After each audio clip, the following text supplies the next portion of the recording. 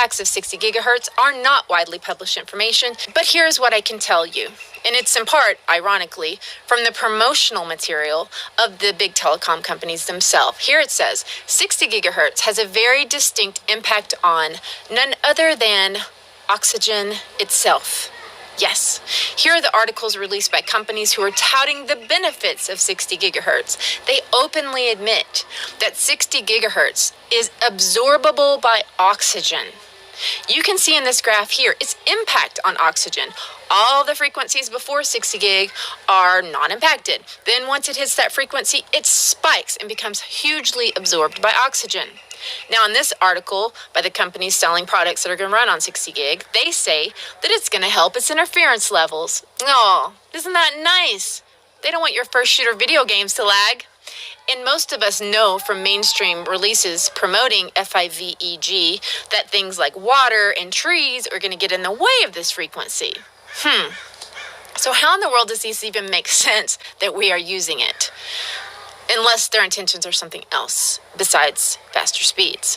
Anyway, knowing that this frequency impacts oxygen, now does it make sense to you how possibly when you mess with the absorption of oxygen in the human body, let me give you one guess which organ is going to suffer first. The way that the 60 gigahertz impacts oxygen is this. Oxygen, the atom, is O. Oxygen, the molecule, is O2. Two atoms together. Now, these two atoms creating the oxygen molecule are sharing some electrons. 60 gigahertz causes the electrons surrounding oxygen molecules to spin. Right. Somewhat akin to how high-powered microwaves running on 2.4 are impacting molecules in foods such as water. They're heating in part by impacting those molecules to rotate or oscillate with each wave. The movement energy from the rotation of the super tiny water molecules is actually helping to heat the rest of the food. So in a similar way that 2.4 causes H2O to oscillate, 60 gigahertz, even at lower powers, is causing the electrons on oxygen molecules to spin. And as you might imagine, changes to the spin frequencies on oxygen electrons can have impacts on human biology. When you breathe in, the reason that breathing air into your lungs gets oxygen into your blood and therefore in important places like your brain is because the oxygen entering into your lungs gets picked up by a very important iron-containing protein called hemoglobin in your blood. But the unfortunate impact of oxygen molecules spinning the electrons is that it makes the hemoglobin unable to uptake the oxygen and get it to the rest of your body. Now, this info is taken from a textbook called Magnetobiology, Underlying Physical Problems. But even beyond this, isn't the fact that the telecom companies are admitting that 60 gigahertz is absorbable by oxygen just stunning information? And shouldn't the fact that 60 gigahertz even fundamentally interacts with oxygen, the most abundant and arguably most important element to all of biological life, be headline news that stops everything until we deeply test the implications of that? If you believe that they must have already tested 60 gigahertz for health and safety, please listen very carefully to what Big Telecom admits when they were asked that very question. 5G, as you well know, also uses higher frequency waves that don't travel as far and will rely on a network of hundreds of thousands, potentially millions of small cell sites. And the question then is, are there any health implications? Any public safety implications? So my question for you, particularly Mr. Gillen and Mr. Perry. Thank you, Senator. I think, thank you for your focus on the issue. Safety is paramount, and as you alluded to, we rely on the expert agencies, we rely on the findings of the FDA and others as to the requirements to keep all of us safe. There are no industry-backed studies, to my knowledge right now. Happy to visit with you as to what opportunities you think there needs to be more studies, and we're always for more science. We also rely on what the scientists tell us. So essentially, the answer to my question, how much money? Zero.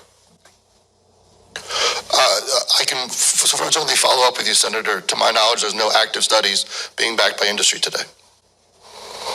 Anybody else know of industry commitments to should back research, fund it, support it, to ascertain scientifically the health effect? No, I'm not aware of any. So there really is no research ongoing. We're kind of flying blind here, so far as health and safety is concerned. Thank you, Mr. Chairman.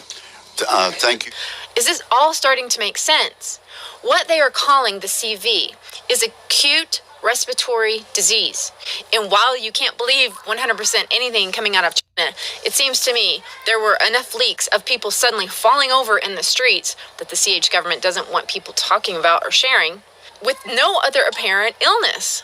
Guys, listen, CV is not new, okay? It's a cold, it's a flu. That's why it says on the side of hand sanitizers like Purell and the side of a can of Lysol that it kills it.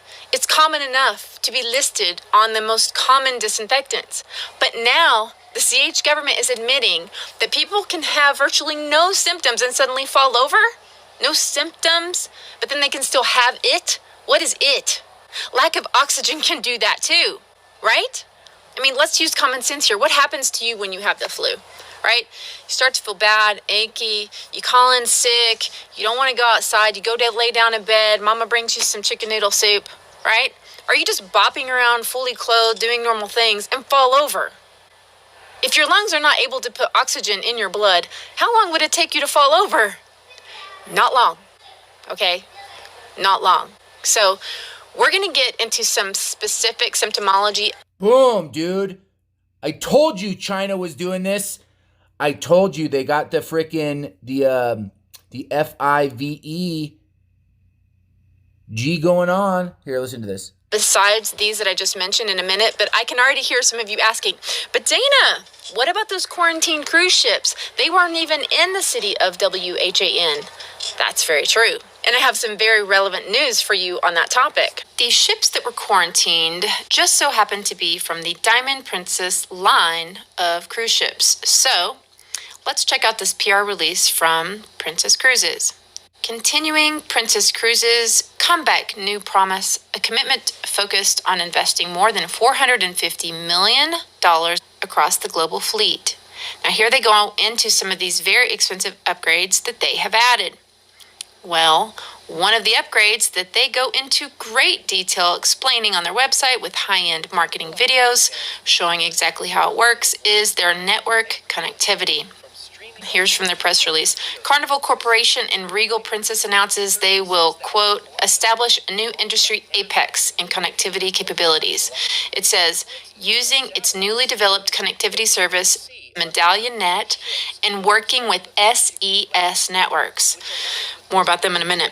They talk about attempting to achieve unheard of bandwidth and how Medallion Net is made possible through, quote, an inventive array of an antenna, networks, equipment, and configuration innovations that combine to make the Regal Princess the only vessel on the planet that is currently capable of achieving this speed. Well, according to the SCS website, there are some Navy ships that can do this, powered by our O3B fleet of MEO or medium Earth orbit satellites. Yes, they are admitting to working with SES, and although they're calling it Wi-Fi, that is a misnomer considering that the company seems to be using millimeter waves. Here are a few clips from some of their videos. Stream movies, shows, and sports, as well as make Wi-Fi phone calls and video conference calls like FaceTime. That's all possible in large part thanks to what lies on board, what flies in the skies above,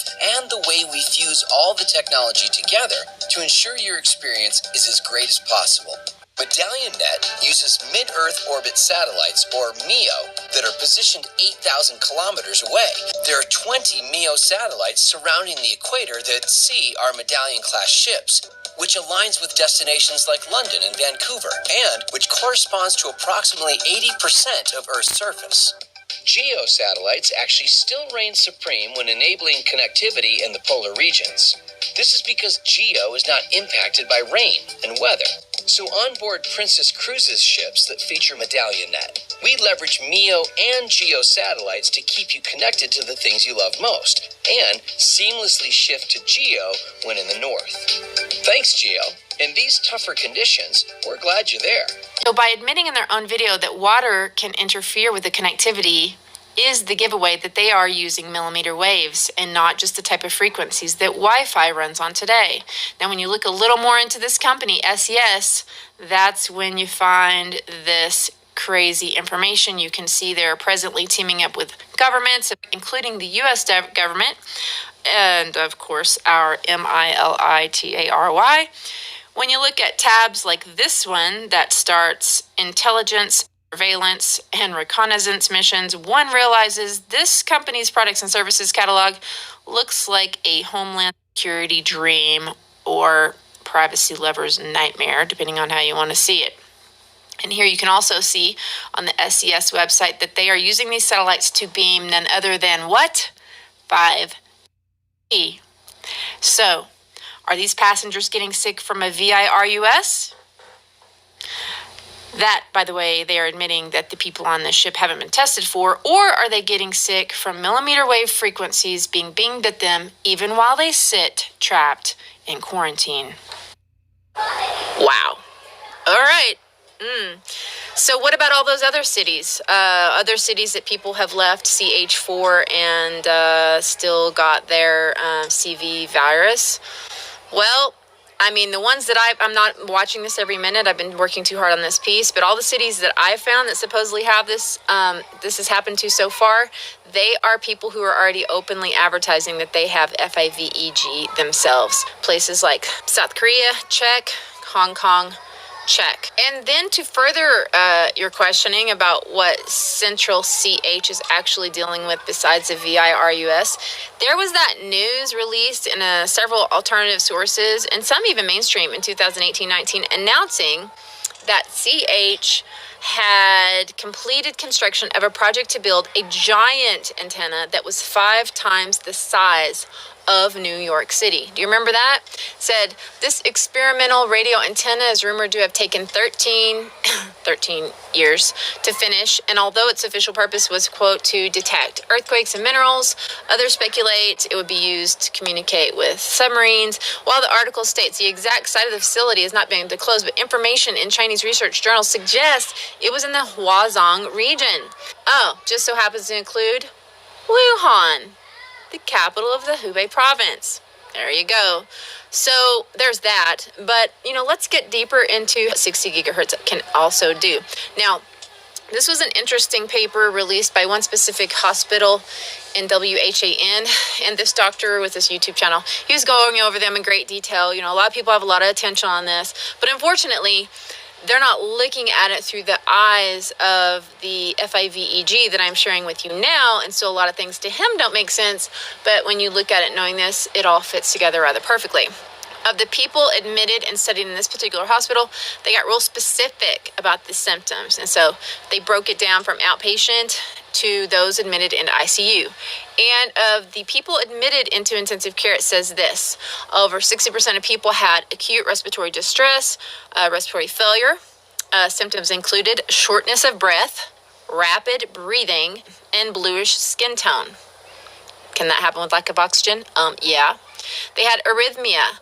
I don't know how much you guys remember, but microwave frequencies can absolutely cause this. He couldn't explain it with his normal background.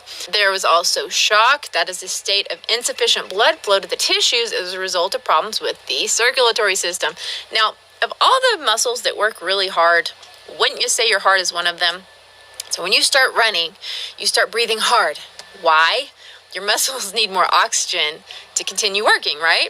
Now, if you're not getting that into your muscles because it isn't coming into your hemoglobin, there's no feeding your muscles, including your heart, thus, right, acute cardiac injury, which is also listed in this. Now, while it's true, pneumonia also causes respiratory distress and an inability to get proper oxygen. That's true. However, don't we all know by now that pneumonia causes your lungs to do one basic thing? Fill with fluid. Fill with phlegm. Yummy. Almost every 101 tutorial on pneumonia says the same thing.